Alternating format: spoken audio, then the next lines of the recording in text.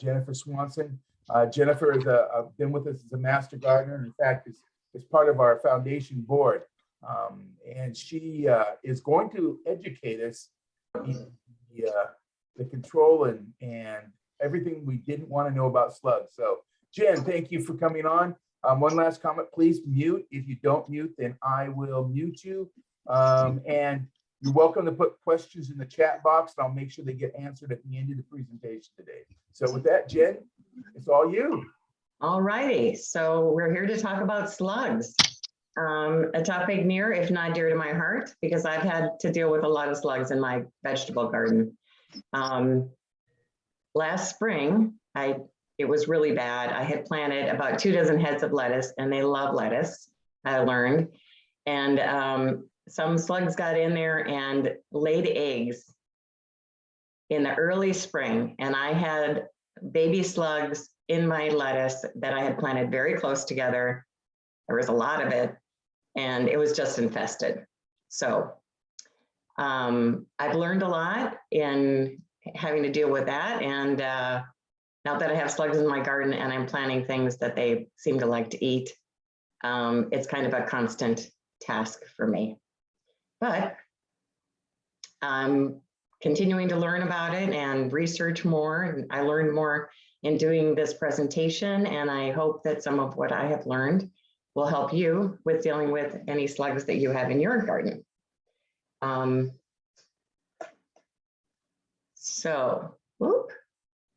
First important thing to know is that not all slugs are bad. I'm sorry. Just a second.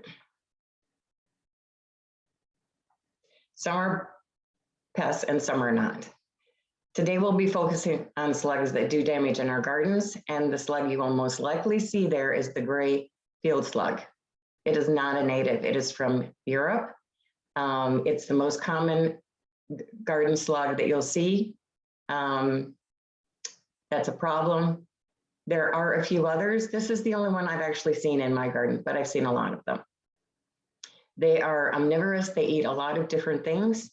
They like leaves, fruits, seedlings of plants. They eat tubers like potatoes and radishes. They love grain. They also eat meat like worms and dead slugs. There is a slug that we have here in the Pacific Northwest that is a native, that is not a garden pest. I've never seen one in my garden. The only place I've ever seen them is out in the woods. Interesting fact about this slug, it is the largest slug in North America. It is the Pacific banana slug, and it can get to be up to 10 inches long.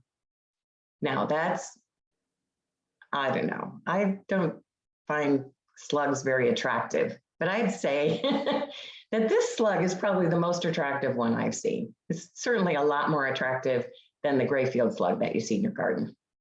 They're various shades, but they're yellow and black or brown, and they're kind of interesting.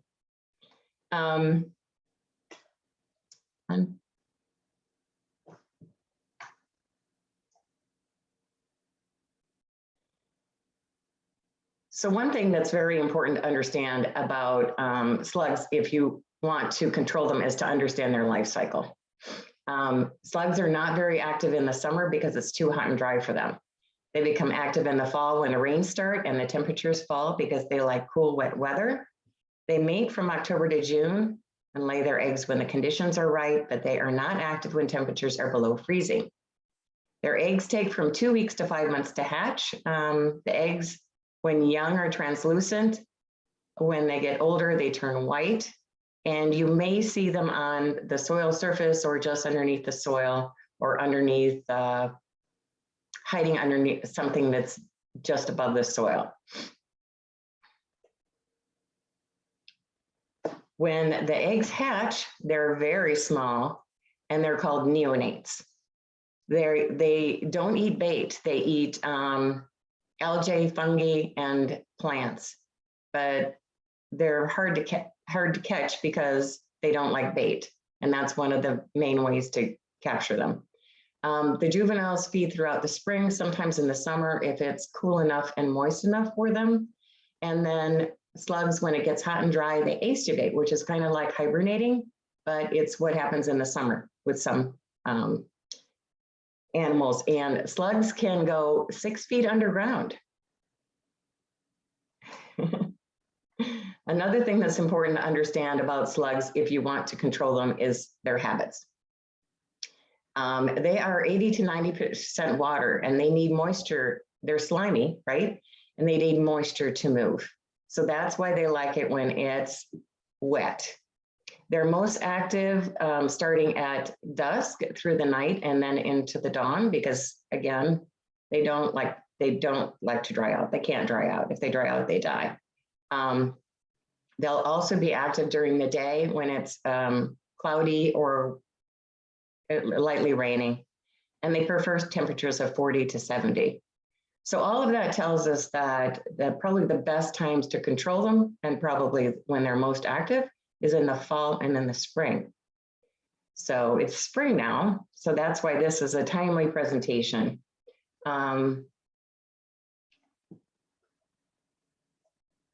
Then let's say that you do see some damage in your garden, but you don't know what it is. The damage that slugs cause include raggedy holes in the leaves, shredded seedlings, and smooth-sided pits on things like potatoes, strawberries, and tomatoes, and radishes. Slug damage looks a lot like damage that a lot of other pests cause. And so you have to look for evidence to determine what it is that is causing the damage. You can't control a pest. You can't figure out how to control a pest if you don't know what the pest is. The best method I found for figuring out what pest is causing damage in my garden, especially my vegetable garden, is to go out in the early morning and inspect my plants really thoroughly. Look under the leaves, look in between the stems,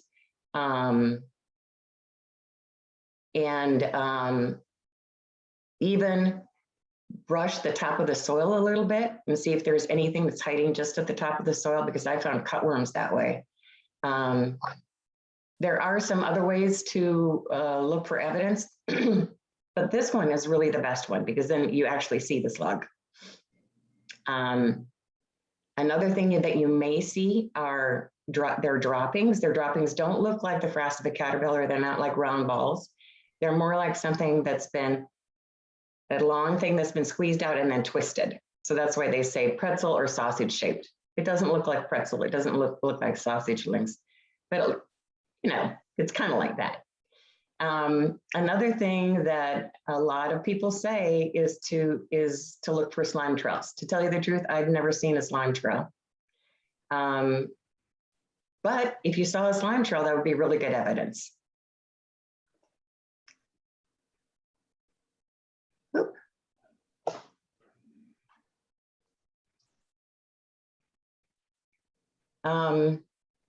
So now that we understand what their life cycle is and what their habits are, another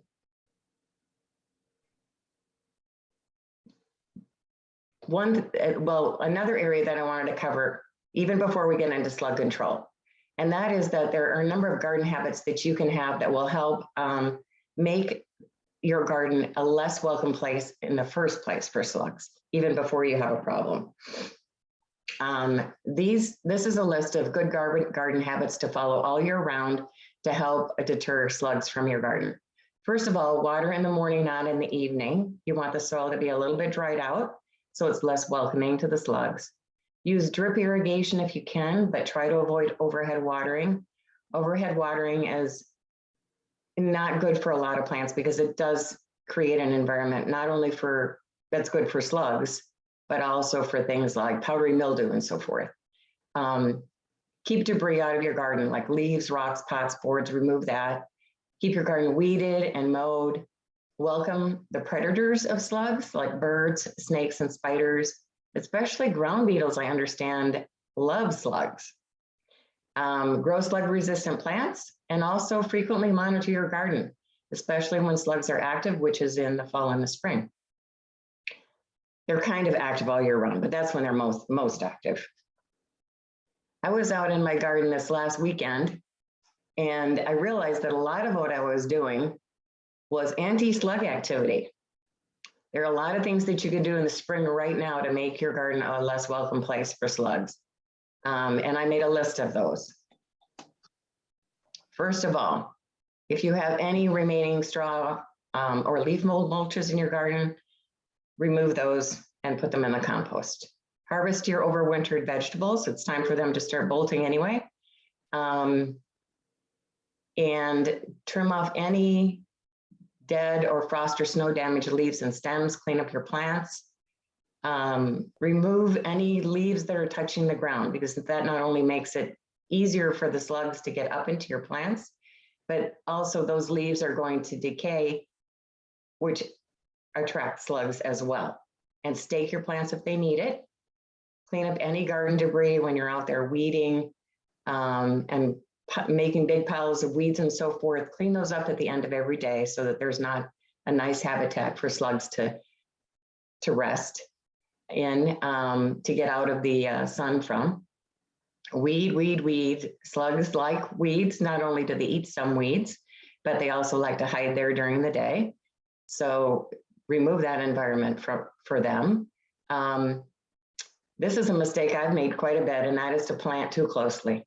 And when you plant too closely, you don't, especially in my vegetable garden, if you're not allowing enough air in between the plants for the moisture to dry out during the day, and you're not allowing enough sunlight to get down to the soil, it makes it a very nice place for a slug to hang out. Also, when you plant too closely, it makes it really hard for you to get in there and pick out the slugs and get rid of them, which is one of the things that we're going to talk about. That's a very effective way of controlling slugs. Another thing that I would suggest now is to put out some slug traps. You may not think you have a slug problem, but if you put out a few traps, which we're going to talk about, you will be able to identify what level of slugs you have in your garden. You would want to put them around plants that are more susceptible to slug damage, of course, and you'd also be able to identify what stage of their life cycle they're in, which is important to know and how to control them.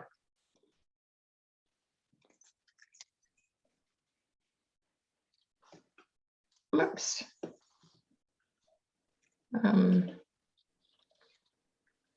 So once you've identified that you do have a slug problem, a multifaceted approach is best. That is that you need to use a number of different methods to work on controlling them, and you have to be diligent about it. It may take weeks of effort to get a big slug problem like my lettuce problem last year under control. The controls are best done in the fall so that the slugs don't overwinter and the eggs don't hatch in the spring. One thing that you can do in the fall is to lightly till your garden to expose the eggs and the slugs to the elements. It may be a little late to do that now because I am seeing the little neonates in my garden. So those eggs are hatching or have hatched. You might still be able to try it, but the other methods that we're going to talk about are probably going to be more effective at this point. So the most effective method that I found is not an easy one, and it does take a lot of work, but it does work really well. And that is to hand pick them. This is not fun. So what I do is I go out early in the morning just as the sun is coming up. Now you could go out at night, but I don't like to go out in my yard at night. There are things out there that might eat me. So I'm not going to do that. I go out early in the morning just as the sun is coming up. Cold, cool mornings when it's lightly raining are the best. So put on your rain jacket, and you need to bring protection. Wear plastic gloves because you don't want the slime to get on your skin. I use long tweezers, medical tweezers, because if you try to pick them with especially the little tiny ones, if you try to pick them with your fingers, they're going to roll up in a ball and fall off of the plant and fall down in between your lettuce plants, and you won't find them because they're so small. Take them off and put them, I find this works best. Like I bring a yogurt container with some water in it and just a couple drops of soap. and you drop them into that as you're going along and picking. The soap is necessary because what the soap does is, I think it deslimes them and it kills them pretty quickly, like within a minute. If you don't put the soap in, what's going to happen is they're going to start crawling out of the container, which is like when you're bending down in between and looking in between your lettuce leaves, you don't need the snails, the slugs escaping out the back of your container. So, and one thing about this hand picking is it does work really well with the neonates, with the little tiny baby slugs. And it is probably the best method for them because they're not attracted to most baits. Additionally, you want to get them when they're small and they're not causing a lot of damage. You don't want them to get big in your garden. Then other controls. There are a number of other things that you can try, and I've tried just about all of these. Baiting, I've kind of lumped these into 3 different methods of baiting. One is to use a container to trap the slug. The second method is to use a board or something like that that lays out in the garden to be able to attract the slugs to attach to it or go underneath it during the day. So you have a place to go to pick them. And the other method is commercial bait. So we're going to cover each of these. First of all, the container method. There are a number of different kinds of containers you can use, and there are a number of different kinds of baits. What you want to do is attract them. They're attracted to yeasty things, and they're attracted to grains especially. A lot of people use beer. My husband drinks beer, and I'm too cheap to use beer. So I use a mixture of yeast and sugar and water. So you just mix up the yeast in accordance with the directions on the package or the bottle. You use warm water, you use a little bit of sugar, and you use water, well, the warm water, and then you let it sit for 10 minutes. And then you can add more water because when you put this in the container, you're going to want it to be deep enough that the slug is going to drown in. Some people also recommend putting a little bit of flour in there so there's a grain that they smell that they're attracted to. And a third thing that has actually been proven to be quite effective in attracting slugs is bread dough, although you might not put bread dough in all of these traps because you want the slug to get into the trap and not be able to get out. If you just put bread dough on the bottom of a cup, they're going to be able to get out. So you need to have a trap that actually traps the slug itself if you're going to use bread dough. You can make your own traps or you can buy them, but your trap should have sides that make it hard for the slug to get out. You really need to place the cup deep enough and into the soil that you can put the soil up, flush up around the top level of the cup so that it's very easy for the slug to crawl into the cup. If you don't do that, you're not going to catch them. I really recommend having some sort of cover over it so that the rain doesn't get into it.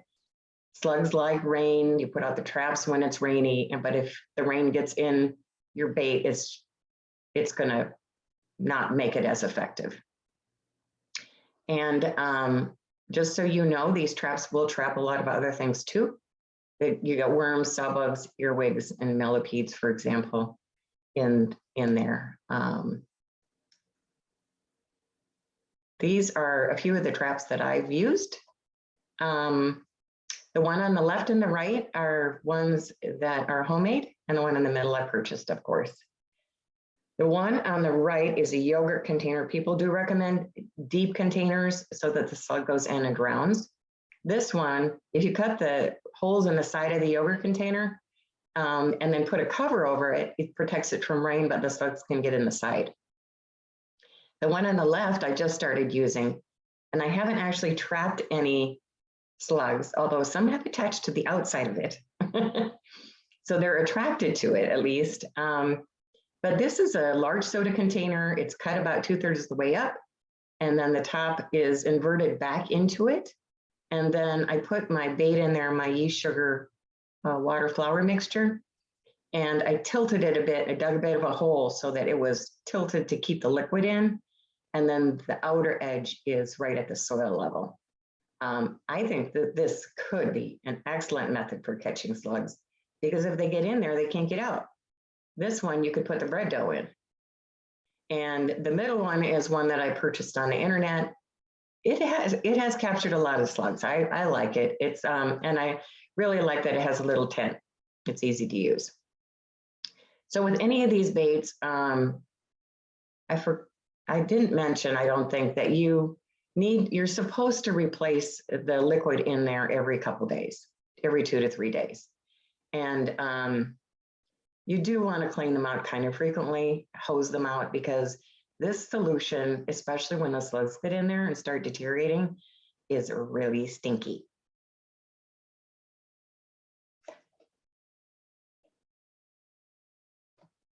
The next method I'm going to talk about is baiting with something like a board. There's other things that you can use, like melon rinds. They say pots, although I tried this with pots and it didn't really work. I recently started using it with boards, and I am really happy because it catches even, well, it doesn't catch, but it attracts even the little tiny baby snails. So this, my husband does woodworking, and I've got a lot of wood scraps out in the garden. I mean, out in the garage, and every one of my raised beds, I'm gonna put this in. When you put the board in there, first of all, I would soak it in water because it needs to be wet for it to be a nice place for a slug to hang out. You need to elevate it just slightly off of the ground so that slugs can get in underneath it. The soil under it should be moist. And you could try also putting a bait underneath it to make it even more welcome a place for them. You could use a commercial bait or something else like lettuce leaves or chicken feed or something like that that they would like to eat. If you use this method, remember that you're not trapping them.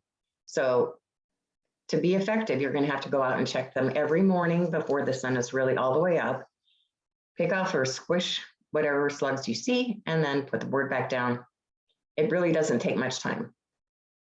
And the third method we're going to talk about is commercial baits. The ones that you can buy in the store. Whoops.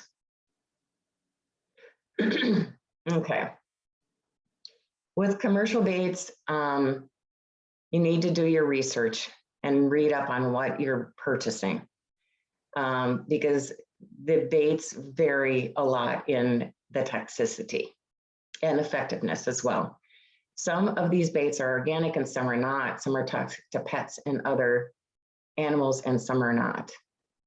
Metaldehyde baits are toxic to children and pets, and you should not put them in your vegetable garden. Most iron phosphate formulas are not toxic to pets, birds, or aquatic life, and some can even be used in certified organic applications. That's what I use when I use a commercial bait. If you use any of these baits, you have to do it often. Even the commercial baits, you'll probably have to apply a number of times before you get the slug situation under control.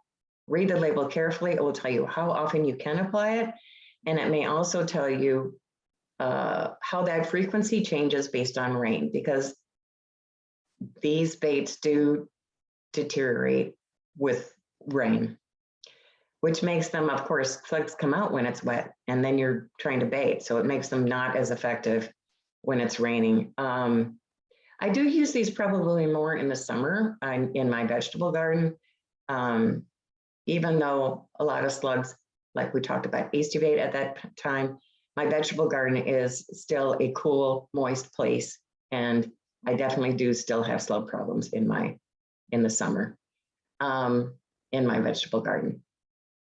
The best times to bait are September to October and February to May.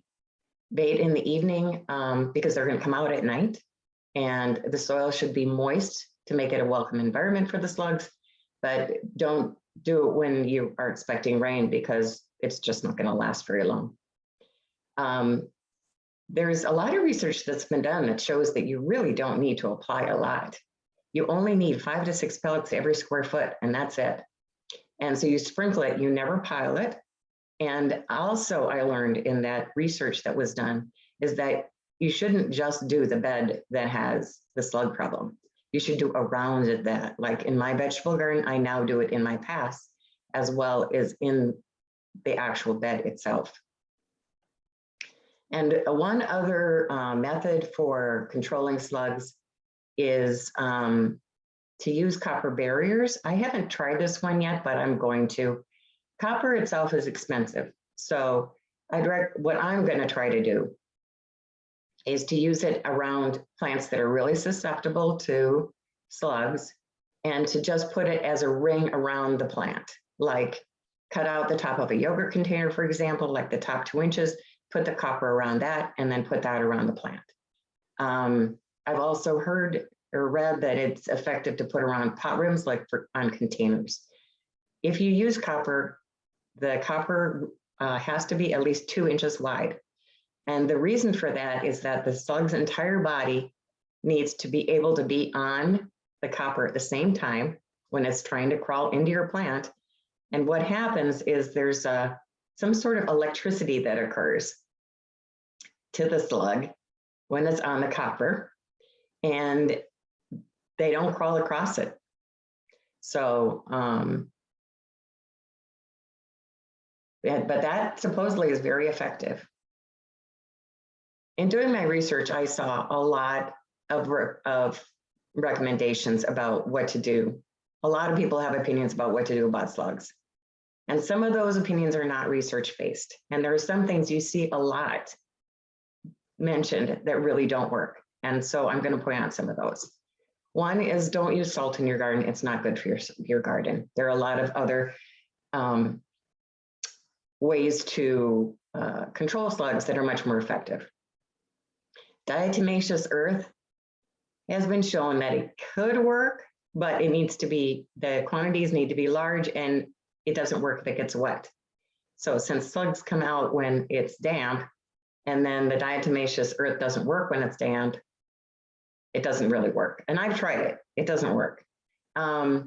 Also, what a number of recommendations you'll see for eggshells, coarse sand, coffee grounds, things like that, things that are rough, those have been shown not to work.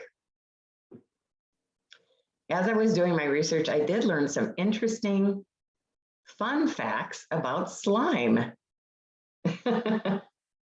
And so here are those. Some of the ones I found the most interesting. Slime actually absorbs water. Slugs follow other slug slime trails to find mates. Isn't that nice? Slime is also a liquid crystal, meaning it's not a liquid and it's not a solid. And I don't know what this really means, but it's a non-Newtonian liquid. And the really cool thing about this is the viscosity doesn't remain constant on slime. When the slug is not moving, it acts like a glue. And when the slug moves, it becomes a liquid. I think that's pretty fascinating. I guess I haven't studied enough physics, but I don't really understand how that works, but I think it's pretty fascinating. Well, we're just about at the end here in time for questions, but this is a list of the resources, the resources that I used a lot of resources, but these were the primary ones. These are all really good places to get more slug information if you'd like. OSU, Oregon State University, has a lot of good slug information, and they have a place called the Slug Portal, which is created by a group of people who must be absolutely fascinated by slugs. There is a lot of commercial information too, but there's a lot of information about slugs on this website. University of California Agricultural and Natural Resources Division has a lot of good information, and University of Minnesota has a lot of good information as well. And I put a little caution here. I said, use reliable resources like EDU sites if you're going to do research.